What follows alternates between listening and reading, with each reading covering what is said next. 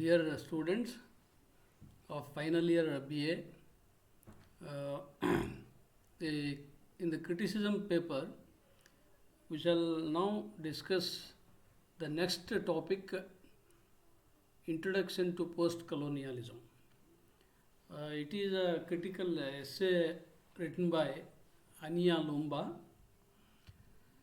So let us discuss first what is the meaning of colonialism.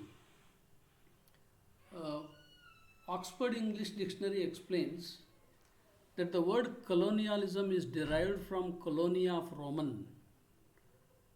Oxford English dictionary explain ಮಾಡೋ ಪ್ರಕಾರ colonialism ಅನ್ನೋ ಈ word ರೋಮನ್ದ ಕೊಲೋನಿಯಾ ಅನ್ನೋ ಮೂಲ ಶಬ್ದದಿಂದ ಡಿರೈವ್ ಆಗಿದೆ.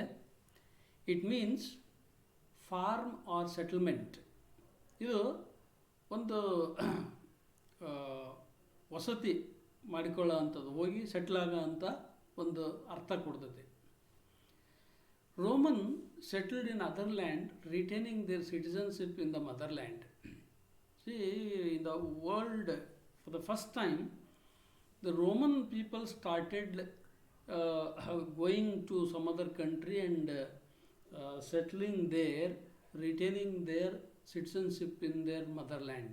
ಅಂದರೆ ಮೊದಲ ಬಾರಿಗೆ ಜಗತ್ತಿನಾಗ ರೋಮನ್ಸು ಬೇರೆ ಕಂಟ್ರಿಗಳಲ್ಲಿ ಹೋಗಿ ಪರಕೀಯರ ಒಂದು ಜಾಗದಲ್ಲಿ ಹೋಗಿ ತಾವು ಎಸ್ಟಾಬ್ಲಿಷ್ ಆಗೋದು, ಅಲ್ಲಿ ಸೆಟ್ಲ್ ಆಗೋದು ಸ್ಟಾರ್ಟ್ ಮಾಡಿದರು. ಆದರೂ ಅವರು ತಮ್ಮ ದೇಶದ ನಾಗರಿಕತ್ವವನ್ನು ಬಿಟ್ಕೊಡ್ಲಿಲ್ಲ. While colonising some land there shall be no encounter between the peoples, no conquests or dominations. During the colonising means while that process of settling there happens, there shall be no conquest, no encounter, no domination, so no wars in their way of settling there, in the way of colonization. Such crisis will not be there, such conflicts would not be there. So this is what we call colonization. So how that colonialism started from Roman people. So ಅವರು ಇನ್ನೊಂದು ದೇಶದಲ್ಲಿ ಹೋಗಿ settle ಆಗಬೇಕಾದ್ರೆ ಹೋಗಿ ಆ ದೇಶನ ಕೊಲೊನೈಸ್ ಮಾಡಬೇಕಾದ್ರೆ ಆ ದೇಶ ಮತ್ತು ಇವ್ರ ಮಧ್ಯ, ಅಂದರೆ ಹೋಗಿ ಸೆಟ್ಲ್ ಆಗೋರು ಮತ್ತು ಆ ದೇಶದ ಜನರ ಮಧ್ಯ ಯಾವುದೇ ಒಂದು ಎನ್ಕೌಂಟರ್ ಅಂತ ಇರಲಿಲ್ಲ. ಆ ಜನರ ಮಧ್ಯೆ ಯಾವುದೇ ಎನ್ಕೌಂಟರ್ ಇರಲಿಲ್ಲ, ಯಾವುದೇ ಜಯಾಪಜಯಗಳು ಇರಲಿಲ್ಲ, ಯುದ್ಧಗಳಿರಲಿಲ್ಲ, ಅಥವಾ ಅವ್ರ ಇವ್ರ ಮೇಲೆ ಡಾಮಿನೇಷನ್ ಮಾಡೋದು ಇರಲಿಲ್ಲ. So in this way it started in the beginning. There is some traumatic relationship between newcomers and original inhabitants. So it is very natural that the newcomers, when they come and settle there in some other place that belongs to some other people, there used to be some traumatic relationship, some relationship that was something disturbing. So ಈ original people of that place ಮತ್ತು ಹೊಸದಾಗಿ ಬಂದು settle ಆಗ್ತಾರಲ್ಲ ಅವ್ರ ಮಧ್ಯ ಒಂದಿಷ್ಟು ಏನೋ ಭಯ ಹುಟ್ಟಿಸೋಂಥ, ಒಂದಿಷ್ಟು ಸಂಘರ್ಷಕ್ಕೆ ಈಡಾಗುವಂಥ ಒಂದು ರಿಲೇಷನ್ಶಿಪ್ಪು ಅಲ್ಲಿ ಕಂಡುಬಂತು. ಅದಕ್ಕೆ ಒಂದು example, here the example is taken from Shakespeare's play. As Prospero is the newcomer to the island of Bermudas. As you all know, in Tempest, Prospero, as a newcomer to the island of Bermudas, he establishes his settlement there. By that time, there will be some clash, there will be some traumatic relationship between the two groups of people.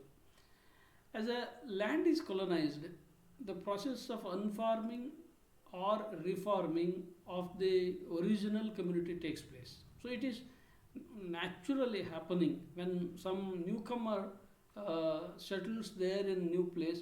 It is very natural that the land is colonized. The process of unfarming or reforming of the original community takes place. ಅಂದರೆ ಇದು ತುಂಬ ಸ್ವಾಭಾವಿಕ. ಒಬ್ಬ new comer ಬಂದು ಒಂದು ಇನ್ನೊಂದು ಪ್ಲೇಸ್ನಾಗ settle ಆದಾಗ ಅಲ್ಲಿ ಒಂದು ಎಸ್ಟಾಬ್ಲಿಷ್ಡ್ ಆಲ್ರೆಡಿ ಇರೋ ಅಂಥ ಒರಿಜಿನಲ್ ಕಮ್ಯುನಿಟಿ ಏನಿರ್ತದಲ್ಲ ಅವರಲ್ಲಿ ಒಂದು ಅನ್ಫಾರ್ಮಿಂಗು ಅಥವಾ ರೀಫಾರ್ಮಿಂಗ್ ಅವರಲ್ಲಿ ಇದ್ದಂಥ ಒಂದು ವ್ಯವಸ್ಥೆ ಕೆಡೋ ಅಂಥ ಸಾಧ್ಯತೆ ಇರ್ತದೆ ಅಥವಾ ಅದು ಸುಧಾರಣೆ ಆಗುವಂಥ ಸಾಧ್ಯತೆ ಇರ್ತದೆ. ಇದು ಒರಿಜಿನಲ್ ಕಮ್ಯುನಿಟಿಯಲ್ಲಿ ಸಂಭವಿಸುತ್ತೆ. So the next point, the wide range of practices. What are the practices there we can see in the colonized area or as the result of colonization? There were the activities like trade, plunder, negotiation, warfare, genocide, slavery and rebellions. So these are the practices that covers the wide range of practices or activities that happen as a result of colonialization. ಈ ಕೊಲೋನಿಯಲೈಸೇಷನ್ನ ಕಾರಣಕ್ಕಾಗಿ ಏನೇನು ಆ್ಯಕ್ಟಿವಿಟೀಸ್ಗಳಲ್ಲಿ ನಡೀತವೋ ಅಂತ. Trade ನಡೆಯುತ್ತೆ ಒಂದು ದೇಶ ಇನ್ನೊಂದು ದೇಶದ ಮಧ್ಯೆ. Plunder, negotiation. ಸೊ ಈ ಬಿಸ್ನೆಸ್ನಲ್ಲಿ ಅಂದರೆ ಒಂದು ದೇಶದಿಂದ ಇನ್ನೊಂದು ದೇಶಕ್ಕೆ ಏನನ್ನಾದರೂ ದೋಸ್ತ ಅಂತ ಕೆಲಸ ನಡೆಯುತ್ತೆ. ನೆಗೋಷಿಯೇಷನ್ ನಡೆಯುತ್ತೆ. ವಾರ್ಫೇರ್, ಅವಾಗವಾಗ ಸ್ವಲ್ಪ ಕ್ಲಾಶ್ ಕೂಡ ನಡೆಯುತ್ತೆ. ಕ್ಲಾಶ್ನಿಂದ ಜನೋಸೈಡ್ ಅಂದರೆ the number of people will lose their lives. ಮತ್ತು ಸ್ಲೇವರಿ ಅಂದರೆ ಗುಲಾಮಗಿರಿ ನಡೆಯುತ್ತೆ. ರೆಬಿಲಿಯನ್ಸ್, ಅದಕ್ಕೆ ವಿರೋಧ ನಡೆಯುತ್ತೆ. So all these activities will happen. Such have been recorded in media and letters. So ನಾವು ಈ ಕೊಲೋನಿಯಲೈಸೇಷನ್ನ ಇತಿಹಾಸ ಓದಿದರೆ ಕೆಲವು ಲೆಟರ್ಸ್ಗಳು ಮತ್ತು ಮೀಡಿಯಾಗಳ ಮುಖಾಂತರ ನಮಗೆ ಇದು ರೆಕಾರ್ಡ್ ಆಗಿರೋದು ಗೊತ್ತಾಗುತ್ತೆ. Then the conquest and control of other land and goods come up. ಈ ಕಾನ್ಕ್ವೆಸ್ಟ್ ಮತ್ತು ಕಂಟ್ರೋಲ್ ಆಫ್ ಅದರ್ ಲ್ಯಾಂಡ್ ಇದು ಸಂಭವಿಸ್ತದೆ. ಮತ್ತು ಗೂಡ್ಸ್ ಬೇರೆ ಕಡೆಯಿಂದ ಇಲ್ಲಿಂದ ಬೇರೆ ಕಡೆಗೆ ಹೋಗೋದು ಇದು ಕೂಡ ಗೊತ್ತಾಗುತ್ತೆ. It is not merely expansion of European power but feature of human history. So it is the establishment of the European power in some other country, expansion of European power in some other place. But it is not only that, it is a human nature, feature of human history. If you go through human history, there you will see people going to some other place and settling there. While settling there, they will have to face some crisis there, and some clash will take place between the people who go to settle and the people who are there original inhabitants. So this is very common in human history. The third point, what are the reasons for colonialism? See, the reasons for colonialism are, Europeans' strength, and the second one, their better organization, and the third one, the superiority of their race. So these are the three important reasons. ಏನು important reasons ಅಂದರೆ, ಯುರೋಪಿಯನ್ಸ್ಗೆ ಒಂದು strength ಇತ್ತು. ಅದು financial ಇರ್ಬೋದು, political strength ಇರ್ಬೋದು. So economic, political ಮತ್ತು culture ಎಲ್ಲ ಒಂದು ಸ್ಟ್ರೆಂತ್ ಅವ್ರಿಗಿತ್ತು. They are better organisation. ಮತ್ತು ಅವರು ಸಂಘಟಿತರಾಗಿದ್ದರು. ಅವರಿಗೆ ಆಲ್ರೆಡಿ ಒಂದು ಆರ್ಗನೈಸ್ಡ್ ಕೈಂಡ್ ಆಫ್ ಒಂದು ರೂಲ್ ಅಡ್ಮಿನಿಸ್ಟ್ರೇಷನ್ ಅವರಲ್ಲಿ ತುಂಬ ಸ್ಟ್ರಾಂಗಾಗಿ ಎಸ್ಟಾಬ್ಲಿಷ್ ಆಗಿತ್ತು. And they are superior race. ಮತ್ತು ಅವರು ಶ್ರೇಷ್ಠ ಒಂದು ಜನಾಂಗ ಅಂತ ಜಗತ್ತಿನ ಮಟ್ಟದಲ್ಲಿ, ಜಾಗತಿಕ ಮಟ್ಟದಲ್ಲಿ ಅವರು ಗುರುತಿಸಲ್ಪಟ್ಟಿದ್ದರು. ಸೊ ಈ ಮೂರು ಕಾರಣಕ್ಕಾಗಿ ಈ ಕೊಲೋನಿಯಲಿಸಮ್ಮು ಸಂಭವಿಸುತ್ತೆ. Marxist thinks that the earlier colonialism is pre-capitalist, the modern colonialism is capitalist. ಇನ್ನು ಮಾರ್ಕ್ಸಿಸ್ಟ್ಗಳ ಪ್ರಕಾರ ಅವ್ರು ಹೇಳ್ತಾರೆ, ಆರಂಭದಲ್ಲಿ ಏನ್ಷಿಯಂಟ್ ಟೈಮ್ಸಲ್ಲಿದ್ದಂಥ ಕೊಲೋನಿಯಲಿಸಮು ಅದು ಪ್ರೀ ಕ್ಯಾಪಿಟಲಿಸ್ಟ್ ಕೊಲೋನಿಯಲಿಸಮು. ಆದರೆ ಮಾಡರ್ನ್ ಯುಗದಲ್ಲಿ ಆದಂಥ ಕೊಲೋನಿಯಾಲಿಸಮು ಅದು ಕ್ಯಾಪಿಟಲಿಸ್ಟ್ ಕೊಲೋನಿಯಾಲಿಸಮ್ ಅಂತ ಅವರು ವಾದ ಮಾಡ್ತಾರೆ. ಸೊ ಇನ್ನು let us move on to the fourth point. C modern colonialism, how it works. It did more than grabbing wealth. ಈ ಮಾಡರ್ನ್ ಕೊಲೋನಿಯಾಲಿಸಮ್ ಒಂದು ದೇಶನ ಕೊಲೊನೈಸ್ ಮಾಡುವಾಗ ಬರೀ ಆ ದೇಶದ ಸಂಪತ್ತನ್ನು ದೋಚೋದಕ್ಕಿಂತ ಇನ್ನೂ ಏನೆಲ್ಲ ಮಾಡ್ತು. It restructured economies and polity of the colonised. ಏನೇನೆಲ್ಲ ಮಾಡ್ತು ಅಂದರೆ, ಆ ಕೊಲೊನೈಸ್ಡ್ ಕಂಟ್ರೀಸ್ಗಳ ಒಂದು ರಾಜಕೀಯ ನೀತಿಯನ್ನೇ ಮರು ಒಂದು ರಚನೆಯನ್ನು ಉಂಟು ಮಾಡ್ತು. ಮತ್ತು ಆ ಕೊಲೊನೈಸ್ಡ್ ಕಂಟ್ರಿಗಳ ಇಕಾನಮಿ, ಅಲ್ಲಿಯ ಒಂದು ಆರ್ಥಿಕತೆಯನ್ನೇ ಇದು ರೀಸ್ಟ್ರಕ್ಚರ್ ಮಾಡ್ತು. Then transportation, raw material and slaves made them to make use of the colonized as the market for their goods.